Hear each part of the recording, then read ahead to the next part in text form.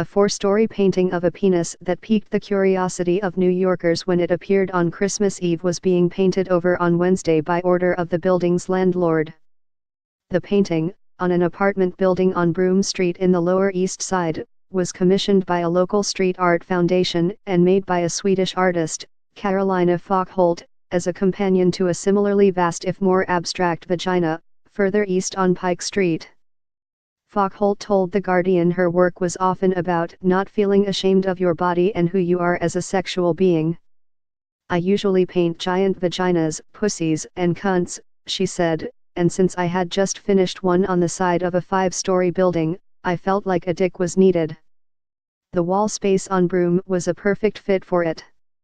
To paraphrase the artist Judith Bernstein, if a dick can go into a woman, it can go up on a wall. On Broome Street on Wednesday afternoon, opinions were mixed.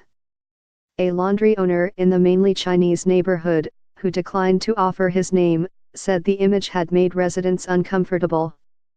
"We don't like it, and we hope they take it down," he said. Avery Plewis, who was visiting from Toronto, wondered if the painting constituted a kind of visual sexual harassment. "It's weird, because it's so phallic that it's beyond sexual harassment," she said. "Harassment is often secretive, but this is totally in your face." For others, the phallus provided amusement on a bitterly cold day.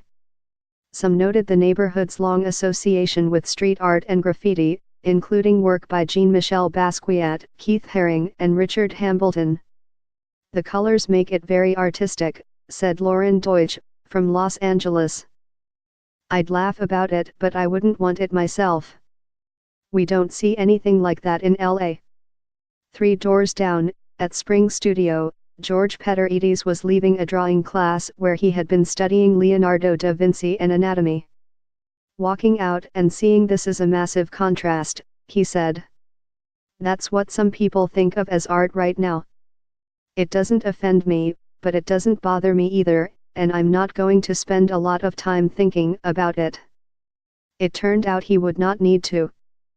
A New York City building inspector who had been called out to photograph the image and who did not wish to give their name said after my superiors look at this, it might be out of our hands. It's a decision for higher UPS. But Katie Grinero, a building manager elsewhere in the city, indicated the likely fate of the painting when she said she considered the image to constitute property damage. "Imagine if somebody put that on your house without permission," she said. "I wouldn't like that. You can have it in your own studio, but I don't think it's appropriate for the streets with all the kids. It doesn't teach anything." According to the Lowdown New York, the blog that first reported on the installation, community leaders called for the painting to be removed as soon as it was finished. Naomi Peña, the District 1 Community Education Council president, reportedly wrote to Baby Brasa, a Peruvian restaurant that runs street art foundation The New Allen, which commissioned the work, calling for the painting to be removed.